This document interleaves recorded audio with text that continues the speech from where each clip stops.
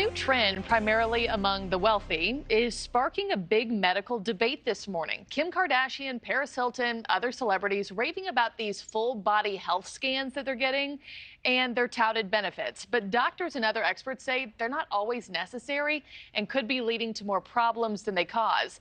The price varies across the United States, but can cost up to several $1,000s, which insurance doesn't generally cover. Let's bring in NewsNation medical contributor Dr. Dave Montgomery.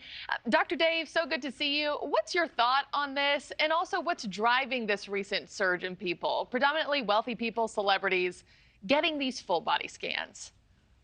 Yeah, good morning to you, Marky. It's interesting. I just had this conversation with a patient last week. I asked the patient, if the scan had no downside whatsoever, would you make the investment? Would you pay the money? And the patient said, yeah, of course I would.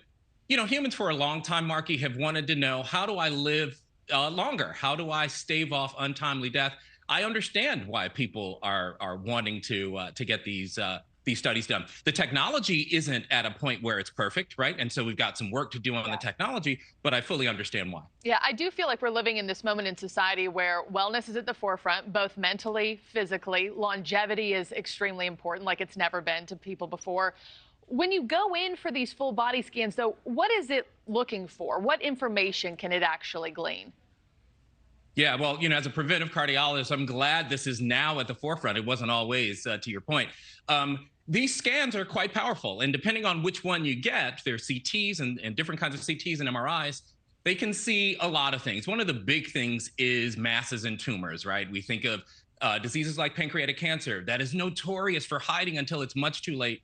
But it can see all kinds of things like, did you have a stroke and didn't know it? Do you have an aneurysm? Do you have liver cirrhosis? There are a lot of things, bone issues like fractures and cancer. There are a lot of things that it can see, so it's very, very useful. And I have seen kind of the pushback from some other doctors saying getting a full body scan can cause unnecessary anxiety. Sometimes it picks up on lumps or masses that will go away that are benign, and you're paying for that. It's thousands of dollars.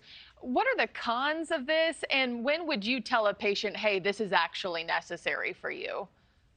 Yeah, I take a little bit of a different view on this. I think the cons of these kinds of scans lie sort of squarely with the technology of the scans, right? So if the scans aren't that good, we get a lot of false negatives and false positives. We heard a lot about this with COVID. If it's false negative, it's going to say everything is great when it's not. You go on and don't change your diet, don't exercise, don't do mindfulness meditation. If you have a false positive, it's saying that something is there that's not there. What's the consequence of that? You might have to undergo more tests. You might have to undergo more procedures, and procedures naturally have complications. So we know that that's, one of the big things. The other thing, which I think is not so ironed out, and I want to be really clear to our viewers, is radiation. So CT scans carry with them radiation, and radiation causing problems, from studies causing problems like cancer, is really under the microscope. And we know that there are populations who can have more cancer, like children.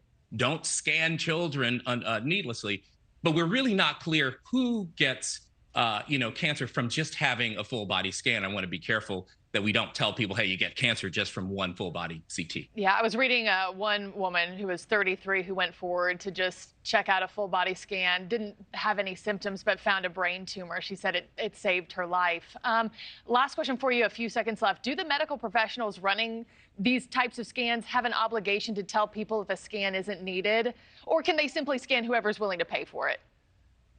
Yeah, there's no legal obligation, but you should be a good steward of the technology. It's a powerful technology.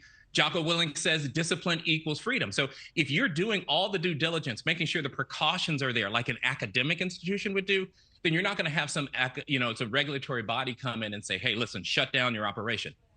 Protect patients, protect people, and I think we'll do fine with this. All right, Dr. Dave, always good to see you. Hope you had a good weekend. Thanks for joining us.